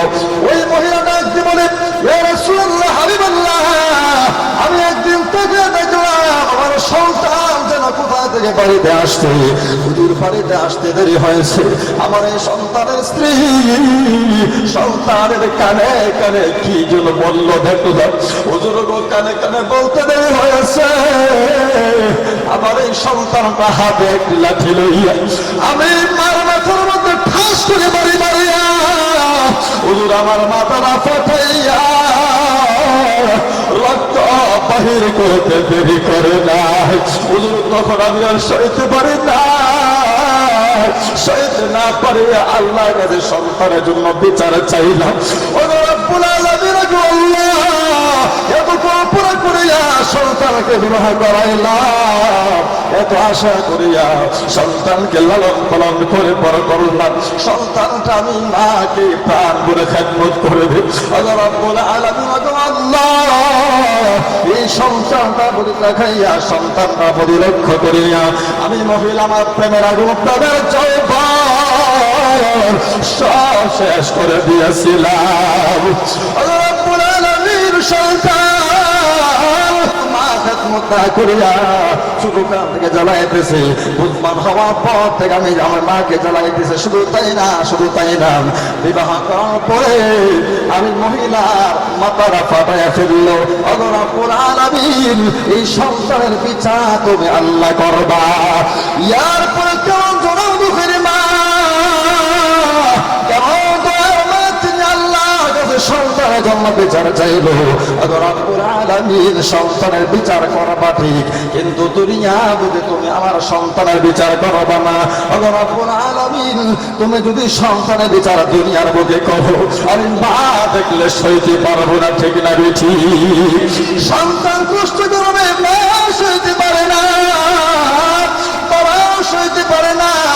এই জন্য মা আল্লাহ পাককে ডাক দিয়ে বলেন, ওগো রব্বুল আলামিন, সন্তানের বিচার করবা ঠিক, কিন্তু দুনিয়া বুঝে সন্তানের বিচার করবা না। দুনিয়া বুঝে সন্তানের বিচার করলে আমি মা সহ্য করতে পারবো না, কিন্তু কবর যাওয়ার পরে আল্লাহ তুমি তাকে মা দিও না। এরপর মহিলা ডাকতে বলে, ইয়া রাসূলুল্লাহ, ইয়া হাবিবাল্লাহ, এই যে আমি মা আল্লাহর কাছে সন্তানের জন্য বিচার চাইলাম, আল্লাহ তাআলা যে আমি মা দোয়া কবুল করেছেন, এই জন্য বড় খুশি হয়ে গেলাম। আল্লাহ দরবারে আমি মা শুকরিয়া আদায় করলাম, আলহামদুলিল্লাহ বললাম। এমন সময় নবীজি ডাকতে বলে, ওগো মা, তুমি আমার সাথে আসো, আমার সাথে আসো। আসিয়া দেখো তোমার সন্তানটা জাহান্নামের আগুনে কেমন জ্বলে, তোমার সন্তানটা কেমন জাহান্নামের আগুনে পুড়তেছে। তুমি আমার সাথে আসো। এই কথা বলার সাথে সাথে সেই তোমার বলার মা নবীজির সাথে যাইতে শুরু করে দিলেন, কিন্তু সেই মহিলা কবরের পাশে যাইতে পারতেছে না, জাহান্নামের আগুনে তাপ আসতেছে। ওই জাহান্নামের আগুনে তাপের কারণে মা পেছন দিকে যাইতে শুরু করলো, ব্যাগ করতে শুরু করলো। এমন সময় নবীজি কবরওয়ালার মাকে ডাক দিয়ে বলতেছে, ওগো মা, তুমি দুনিয়া থেকে তোমার সন্তানের কষ্ট সহ্য করতে পারতেছ, তোমার সন্তানটার কবর ভিতর থেকে জাহান্নামী আগুনে তাপ আসতেছে, এই কারণে তুমি মা ভিড়তে পারো না, পিছন থেকে ব্যাক করা শুরু করলা, অথচ তোমার সন্তানটা এই জাহান্নামের আগুনে জ্বলতেছে, ঠিক না বেঠিক? ও মা, তোমার সন্তানটা এই করে জাহান্নামের আগুনে জ্বলে, তোমার ভিতরে কি দয়া নাই? তোমার ভিতরে কি মায়া নাই? নবীজি এই কথা বলার সাথে সাথে আহকামুল হাকিমিন আল্লাহ পাক রব্বুল আলামিন ওই কবরওয়ালার মার অন্তরে দয়ার দ্বারা ভরপুর করে দিলেন, সুবহানাল্লাহ। এমন সময় সেই কবরওয়ালার মা আল্লাহ পাক রব্বুল আলামিন কি ডাক দিয়ে বলল, আল্লাহ রব্বুল আলামিন, আমার সন্তানের জন্য তোমার কাছে বিচার চেয়েছিলাম, বিচার পেয়েছি, আর বিচারে কোনো প্রয়োজন নাই, জাহান্নামের আগুন সহ্য করা যায় না, এত কঠিন আগুন, এত কঠিন আগুন, আমার সন্তানের জন্য বিচার চেয়েছিলাম, ওগো রব্বুল আলামিন, আর বিচারে কোনো প্রয়োজন নাই, বিচার পেয়েছি, মেহেরবানি করে তুমি আমার সন্তানকে মাফ করে দাও। মাঝি মহোদয় আল্লাহর কাছে সন্তানের জন্য নেক দোয়া করলেন, সন্তানের জন্য জান্নাত কামনা করলেন। আহকামুল হাকিমিন আল্লাহ পাক রব্বুল আলামিন সেই কবরওয়ালাকে সাথে সাথে তার মার দোয়া কবুল করিয়া ওই কবরওয়ালাকে জান্নাতের মেহমান বানায়া দিলেন। জোরে জোরে বলি সুবহানাল্লাহ। যে মা বদদুয়ার কারণে সন্তান জাহান্নামে গেল, আবার সেই মা নেক দোয়ার কারণে, ভালো দোয়ার কারণে, জান্নাত কামনা করার কারণে আল্লাহ পাক রব্বুল আলামিন তাকে জান্নাত দান করে দিলেন। এই জন্য হাদিসে আসছে, রাসূল বলেছেন, হুমা জান্নাতুকা ওয়া নারুকা, পিতামাতা সন্তানের জন্য জান্নাত, আর পিতামাতায় সন্তানের জন্য জাহান্নাম। বাস্তব প্রমাণ আছে না নাই? জান্নাতুল বাকির ঘটনা বাস্তব প্রমাণ পেয়েছে। এই জন্য পিতামাতার সাথে খারাপ আচরণ করা যাবে না, বেয়াদবি করা যাবে না, পিতামাতার সাথে নম্র ব্যবহার করতে হবে, ভালো ব্যবহার করতে হবে, এবং পিতামাতার জন্য আল্লাহর কাছে দোয়া করতে হবে, কি হবে না? আল্লাহ পাক রব্বুল আলামিন তিনি বলেন, ও মানুষেরা, তোমরা যারা তুমি দুনিয়া বুকে এসেছো, তাদের সাথে খারাপ ব্যবহার করবে না, ভালো ব্যবহার করবে, উত্তম ব্যবহার করবে, এমন কোনো শব্দ উচ্চারণ করবে না যাতে করে তোমার বাবার মুখ দিয়ে, মার মুখ দিয়ে ও শব্দটা বের হয়ে যায়, এমন কোনো শব্দ তোমরা উচ্চারণ করবে না, বরং তোমরা ভালো ব্যবহার করবে, নম্র ভাষায় পদ্মতার সাথে কথা বলবে, এবং তোমরা তোমাদের পিতা মাতার জন্য দোয়া করবে। আল্লাহ দোয়া শিখিয়ে দিয়েছেন, রব্বির হামহুমা কামা রাব্বায়ানি সগীরা। আমাকে আমার শুরুকালে যেরকম ভাবে পিতামাতা আমাকে লালন পালন করেছে, আমাকে ফেলে দেয় না, আমাকে ফেলে দেয় নাই, নিজে না খায় আমাকে খাওয়াইছে, নিজে পরিধান না করে আমাকে পড়াইছে। কথা বলে ঠিক রব্বুল আলামিন দয়ার মালিক, শুধু কালে যেমন ভাবে আমার পিতা মাতা আমাকে লালন পালন করেছে, তেমনি ভাবে তোমার কুকুরে হাতে তুমি আমার পিতা মাতাকে লালন পালন করে। রব্বির রহমহুমা, সবাই বলেন, রব্বির রহমহুমা কামা রাব্বায়ানি সগীরা। খারাপ আচরণ করবো না, এই দোয়াটা সকলে করতে পারবো ইনশাআল্লাহ। আল্লাহ তাআলা সকলকে পিতামাতার সাথে সদ্ব্যবহার করার, উত্তম ব্যবহার করার তৌফিক দান করে, সকলে বলি আমিন। পিতামাতার সন্তুষ্টি অর্জন করার মাধ্যমে আল্লাহর ভালোবাসা, আল্লাহর মহব্বত অর্জন করার তৌফিক দান করে, সকলে বলি আমিন। তাহলে বুঝতে পারলাম, আল্লাহর ভালোবাসা পেতে হলে আল্লাহর হুকুম আহকাম, আল্লাহ তাআলার কথা মানতে হবে, ঠিক না বেঠিক? এক নম্বরে আয়াতের মধ্যে বললাম আল্লাহর গোলামি, আল্লাহর ইবাদত। দুই নম্বর বললাম পিতামাতার খেদমত। মনে থাকবে ইনশাআল্লাহ। পিতামাতার সাথে কখনো খারাপ ব্যবহার করবো না, খারাপ আচরণ করবো না, আল্লাহ নারাজ হয়ে যাবে, ঠিক না বেঠিক? এই জন্য ভাইরা আমার, বন্ধুরা আমার, আমরা পিতামাতার সাথে নম্র ব্যবহার করবো, ভালো ব্যবহার করবো, উত্তম ব্যবহার করব, এবং পিতামাতারা প্রাণ করে খেদমত করবো। রাজি আছে না নাই? প্রাণ করে খেদমত করলে কি হবে? আল্লাহ পাকের সন্তুষ্টি পাওয়া যাবে। এক সাহাবী ডাকতে বলে, ইয়া রাসূলুল্লাহ, ইয়া হাবিবাল্লাহ, আমি কার সাথে উত্তম ব্যবহার করব, ভালো ব্যবহার করব? রাসূল কারীম সাল্লাল্লাহু আলাইহি ওয়াসাল্লাম তিনি বলেছেন তুমি তোমার মার সাথে উত্তম ব্যবহার করবে। ওই সাহাবী আবারও ডাক দিয়ে বলে, ইয়া রাসূলুল্লাহ হাবিবাল্লাহ, তারপর আমি কার সাথে উত্তম ব্যবহার করব? আবারও তারপর আমি কার সাথে উত্তম ব্যবহার করব? আল্লাহর হাবিব রাহমাতুল লিল আলামিন তিনি বলেছেন তুমি তোমার মার সাথে উত্তম ব্যবহার করবে। ওই সাহাবী যখন আবারও ডাক দিয়ে বলল, ইয়া রাসূলুল্লাহ ইয়া হাবিবাল্লাহ, তারপরে কার সাথে উত্তম ব্যবহার করব? রাসূল কারীম সাল্লাল্লাহু আলাইহি ওয়াসাল্লাম তিনবার বলেছেন উম্মুকা, তুমি তোমার মার সাথে উত্তম ব্যবহার করো। ওই সাহাবী যখন আবারও ডাক দিয়ে বলল, ইয়া রাসূলুল্লাহ ইয়া হাবিবাল্লাহ, আবারও এরপরে কার সাথে উত্তম ব্যবহার করব? আল্লাহর হাবিব রাহমাতুল লিল আলামিন তিনি বলেছেন তুম্মা আবাকা, অতঃপর তুমি তোমার বাবার সাথে উত্তম ব্যবহার করবে।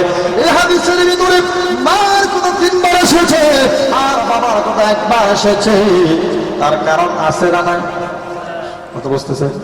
ওয়াই গেছে না সদা গেছে? সকলে সদা গেছে? কে সদা গেছেন? হাত উঠায় দেখায়। মাশাআল্লাহ, সকলে সদা গেছে। আল্লাহ সকলকে বোঝার তৌফিক দান করুন। সকলে বলি আমিন। ভারমা বন্ধুরা, রাসূল কারীম সাল্লাল্লাহু আলাইহি ওয়াসাল্লাম মার কথা তিনবার বলেছেন। তার কারণ তিনটি। তার কারণ কয়টি? সবাই কথা বলেন, তার কারণ কয়টি? তার কারণ হচ্ছে তিনটি। তিনটি কারণ কি? একটা সন্তানের জন্য জনম দুঃখী মা তিনটা কষ্ট করে। কয়টা কষ্ট? একটা সন্তানের জন্য জনম দুঃখী মা তিনটা কষ্ট করে। আল্লাহ পাক রব্বুল আলামিন তিনি পবিত্র কোরআনুল কারীমের মধ্যে বলে দিয়েছেন হাদালাতহু উম্মুহু কুরহা, একটা সন্তানের জন্য জনম দুঃখী মা যে এক নাম্বার কষ্ট করে, সেই কষ্টটা হচ্ছে একটা জনম দুঃখী মা সন্তানকে অত্যন্ত কষ্ট করে গর্ভে ধারণ করে কি করে না। একটা জীবিত মানুষকে আরেকটা জীবিত মানুষ পেটে নিয়ে বোঝা পাইছে কি পায় নাই? বোঝা পেয়েছে। কথা বলেন ঠিক কিনা?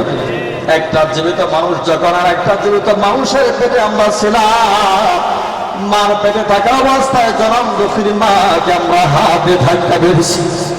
শুধু তাই না, শুধু তাই না, যখন মায়ের গর্ভে ছিলাম মাকে মাথা দিয়ে ধাক্কা মেরেছি, পা দিয়ে লাথি মেরেছি। মা ঘুমানোর জন্য গেছে, ঘুমাইতেও পারে নাই। কথা বলেন ঠিক কিনা?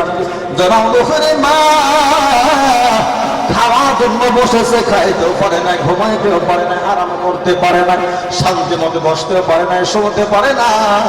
এত কষ্ট করে আপনাকে আমাকে জনম দুঃখী মা গর্ভে ধারণ করেছে। ঠিক না বেঠি? এই কারণে রাসূল কারীম সাল্লাল্লাহু আলাইহি ওয়াসাল্লাম তিনি বলেছেন তুমি তোমার মার সাথে উত্তম ব্যবহার করো, ভালো ব্যবহার করো। আর দুই নাম্বার কষ্ট মা সন্তানের জন্য করে। একটা সন্তানের জন্য জনম দুঃখী মা অত্যন্ত কষ্ট করে গর্ভ থেকে প্রসব করাই কি করে না?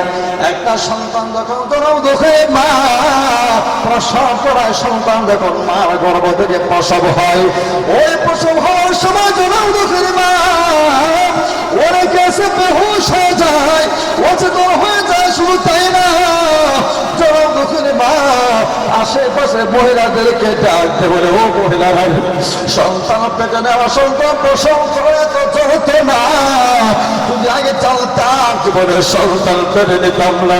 তোমরা কারা সঙ্গ আমার গলায় চুরি লাগাও, আমি মনে হয় পৃথিবীতে আমি আর বাঁচবো না। ঠিক না বেঠি? এরকম ভাবে জনম দুঃখী মা সন্তানকে যখন প্রসব করায়, মা জিহাদের মতো রক্তাক্ত হয়ে যায়। দুই নম্বর কষ্ট। তিন নম্বর কষ্ট হলো ওয়াহামলুহু ওয়া ফিসালুহু 30 শাহরা, একটা সন্তানের জন্য জনম দুঃখী মা তিন নম্বর কষ্ট করে, সেটা হলো গর্ভে ধারণ সহ এবং দুধ পান সহ 30টি মাস পর্যন্ত মা কষ্ট করে কি করে না? এই তিনটা অত্যন্ত বড় কষ্ট।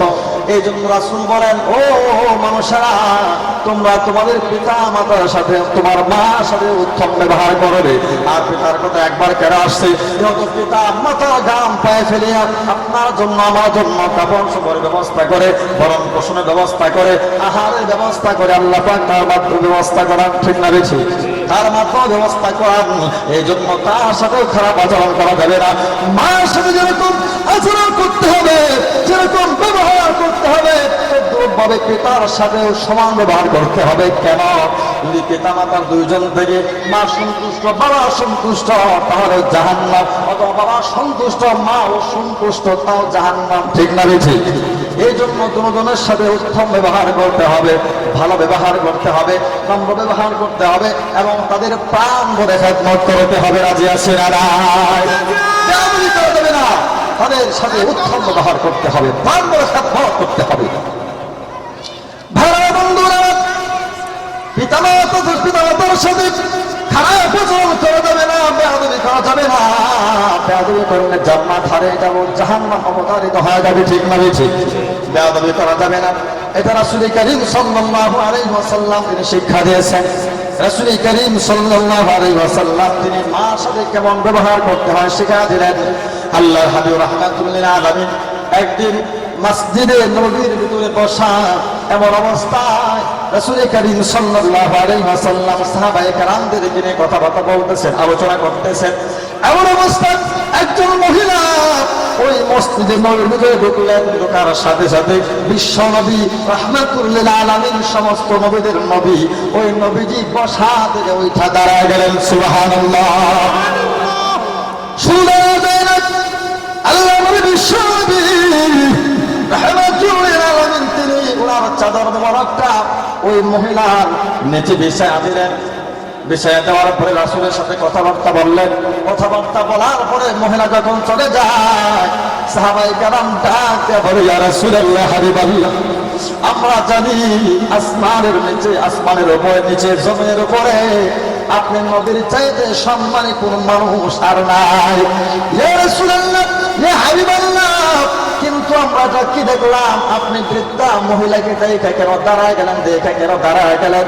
নবীজি সাহাবায়ে কেরামকে ডাকতে বললেন, ও সাহাবায়ে কেরাম, তোমরা কি শোনো না, তোমরা কি জানো না, আমি এতিম নবী মুহাম্মদুর রাসূলুল্লাহ সাল্লাল্লাহু আলাইহি ওয়াসাল্লাম জীবনে নিজের জন্মদাতা মায়ের বুকের দুধ খায়া কিসমতে তৃপ্তি মিটাইতে পারি না। আমি বিশ্ব নবী এতিম নবী রাহমাতুল লিল আলামিন, এতিম নবী, যে মহিলা দুধ খাওয়া বড় হয়েছি, যে মহিলা দুধ খেয়ে বড় হয়েছি, তিনি হলেন আমার সে দুধ মা, তিনি হলেন হযরত হালিমাতুস সাদিয়া রাদিয়াল্লাহু তাআলা আনহা। সুবহানাল্লাহ। নবীজি যদি দুধ মাকে দেখা এটা সম্মান করতে পারেন, দাঁড়িয়ে যেতে পারেন, নিজের চাদর মোবারকটা বেচা দিতে পারেন। আর যে জনম দক্ষিণী মা একটা একদিন নয়, 2 দিন নয়, 1 মাস নয়, 2 মাস নয়, প্রায় 10টি মাস পর্যন্ত একটা জীবিত মানুষকে নিয়ে 10টি মাস পর্যন্ত বোঝা পেয়েছেন, ওই মার সাথে কেমন ব্যবহার করা দরকার? খারাপ না ভালো? ভালো ব্যবহার করতে হবে। শুধু তাই না, সাহাবায়ে কেরাম বাস্তব প্রমাণ করে দিয়েছেন, পিতামাতা যদি সন্তানকে আঘাত করে, নির্যাতন করে, অত্যাচার করে, জুলুম করে, এরপরে সন্তান কখনো পিতামাতার সাথে খারাপ আচরণ করতে পারে না, ঠিক না বেঠি? এই জন্য ভাই আমার, বন্ধুরা আমার, আমরা কখনো খারাপ আচরণ করবো না, খারাপ বেয়াদবি করবো না। আমরা পিতামাতার সাথে উত্তম ব্যবহার করবো, প্রাণ করে খেদমত করবো। রাজি আছে না? আল্লাহর হুকুম নামাজ পড়লে যেরকম সওয়াব হবে, পিতামাতার খেদমত করলেও আল্লাহ পাক রব্বুল আলামিন সওয়াব দান করবে, ঠিক না বেঠি? সম্মানিত ভাইরা আমার, আরেকটি কথা হচ্ছে, যাদের পিতামাতা দুনিয়াতে আছে, আমরা তাদের সাথে উত্তম ব্যবহার করবো, চেহারার দিকে সরাসরি তাকাবো, আল্লাহ তাআলা কবুল হজের সওয়াব দান করবে। আর যাদের পিতামাতা নাই, আমরা কি করবো? সেই পিতামাতার জন্য, অনেকের পিতামাতা এখানে নাই, আছে না? এরকম লোক আছে না, পিতামাতা দুনিয়াতে নাই, কিন্তু এখন আমরা কি করণীয় পিতামাতার জন্য? এখন করণীয় হচ্ছে, পিতামাতার জন্য আল্লাহ রাস্তায় দান খায়রাত করতে হবে। কি করতে হবে? সওয়াব রেসানি করতে হবে, সব পাঠাইতে হবে, দোয়া করতে হবে, দান খায়রাত করতে হবে পিতামাতার নিয়তে। আল্লাহ তোমার জন্য 1000 2000 টাকা দিলাম, 5000 টাকা দিলাম তোমার জন্য, তোমার খুশির জন্য। আমার পিতামাতার কবরের আযাবকে তুমি বন্ধ করে দাও। আল্লাহ তাআলা সেই দানকে উসিলা করে, সেই সত্তাকে উসিলা করে মৃত ব্যক্তিকে আল্লাহ তাআলা নাজাতের ফয়সালা করে দেন। সুবহানাল্লাহ।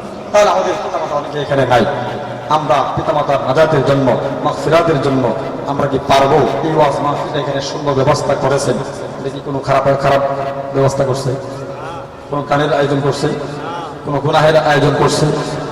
আজকের আয়োজনটা ভালো না মন্দ? সবাই বলেন ভালো না খারাপ? অনেক ভালো, এমন ভালো আসমানের নিচে জমিনের উপরে এই মজলিসের চাইতে উত্তম কোন মজলিস আর নাই, কথা বলে ঠিক কিনা? এই মাজলিসটা চতুর্দিক দিয়ে আল্লাহ তাআলা রহমতের ফেরেশতারা বেষ্টন করতেছে। এই যে কুয়াশা করতেছে না, আল্লাহ রহমতের বৃষ্টির মতো আল্লাহ রহমত আমাদের উপরে পড়তেছে। সুবহানাল্লাহ। তাহলে আজকের এই মাহফিলটা দরকার আছে না নাই? টিকে রাখা দরকার আছে না নাই? আমি কর্তৃপক্ষকে জিজ্ঞাসা করেছি আপনাদের মাহফিল করার উদ্দেশ্য কি? ওনারা বলছেন আল্লাহ সন্তুষ্ট, দুনিয়া পাওয়ার জন্য নয়, আমাদের নিজের পকেট গরম করার জন্য নয়, আমরা একমাত্র আল্লাহ সন্তুষ্টির জন্য আজকের মাহফিল আয়োজন করেছি। ইতিপূর্বেও করেছি, আমরা ভবিষ্যতেও করে যাব। হুজুর, এই মাহফিলটা করতে গেলে আমাদের অনেক ব্যস্ত হওয়া লাগে, অনেক টাকার দরকার, লাইটিং দরকার, মাইকের দরকার, বক্তাদের একটা খরচ দেওয়া দরকার, বিভিন্ন প্রায় লাখ টাকার মতো খরচ হয়ে যায়। আমাদের একা পক্ষে সম্ভব নয়। কি সম্ভব? আপনাদের কারো পক্ষে সম্ভব হয়? সম্ভব হলে আমরা করতে চাই না, করি না। বরঞ্চ সম্ভব তো নাই, যারা করতেছে ওদের কেন উল্টা পাল্টা কথা বলে, ঠিক না রে? ঠিক। ওরা মনে ব্যবসা করতেছে, এত ব্যবসা এত লাভ, তাহলে আপনি করেন না কেন? কথা বলে ঠিক কিনা? এত ব্যবসা এত লাভ, এই ব্যবসা আপনিও করেন, তাহলে তারা বাদ দিবে, তারা আপনাদের সাথে থাকবে, আপনি করেন না কেন? অর্থাৎ নিজেও ভালো কাজ করবে না, আর একজন ভালো কাজ করবে, সমাজের লোকদেরকে কোরআনের দিকে আহ্বান করবে, দিনী মাজলিসে নিয়ে আসবে, দিনী বৈঠকে নিয়ে আসবে, নিজেও ভালো কাজ করবো না, আর অন্যকেও ভালো কাজ করার জন্য দিবে না। এরকম কিছু শয়তান লোক এলাকায় আছে না নাই? আল্লাহ এই সংবাদটা, এই খবরটা ভালো জানেন কি জানেন না? এই জন্যই তো আল্লাহ তাআলা বলেছেন মিনাল জিন্নাতি ওয়ান নাস, ওগো আল্লাহ তোমার কাছে আশ্রয় প্রার্থনা করি জিন শয়তান এবং মানুষ শয়তান থেকে। এরা করলে মানুষ শয়তান আছে না নাই? মানুষ শয়তান কারা? মানুষ শয়তান তো তারা যারা নিজে নেক আমল করে না, ভালো আমল করে না, যারা ভালো আমল করে তাদের কারো বাধা দেয়, আছে না নাই? ওরাই হচ্ছে মানুষ শয়তান। ওই মানুষ শয়তান নিজে তো করবেই না, আরেকজন করবে তাকে দিব না, ব্যবসা করতেছে। আসলে তার কথা বলার উদ্দেশ্যটা হলো যেন এই কোরআনের মাহফিলটা বন্ধ হয়ে যায়, ঠিক না? ঠিক। আপনারা কি এই মাহফিলটাকে রাখবেন না বন্ধ করে দিবেন? কে কে রাজি আছেন জান্নাতের বাগান প্রত্যেক বছর হবে? হাত উঠায় দেখায়। আল্লাহ সকলকে কবুল করো, সকলে